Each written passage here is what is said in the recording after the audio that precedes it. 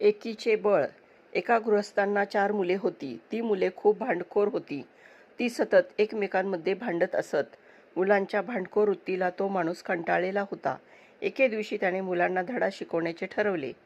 त्याने मुलांना सांगितले की प्रत्येकाने एक एक काठी घेऊन या. सगळी मुले काठी घेऊन आली. सगळ्यांच्या काठ्या घेऊन त्यांचा एक भला मोठा गठ्ठा वडिलांनी बांधला. वडील मुलांना म्हणाले की मला असे वाटते की तुम्ही प्रत्येकाने हा काठ्यांचा गठ्ठा तोडण्याचा प्रयत्न करावा. प्रत्येकाने तो काठ्यांचा गठ्ठा तोडण्याचा प्रयत्न केला, पण कोणालाच तो गठ्ठा तुटला नाही. थोड्या वेळाने वडिलांनी प्रत्येकाला एक एक काठी दिली आणि तोडायला सांगितली. सगळ्यांनी आपापली काठी सहजतेने तोडली.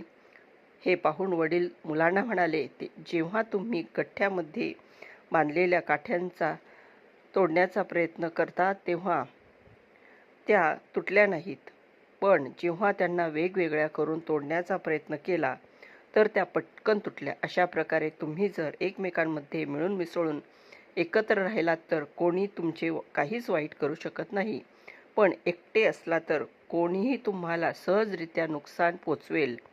हे ऐकून मुलांना त्यांची चूक उमगली आणि पुन्हा त्यांनी आपापसात भांडणे केली नाहीत.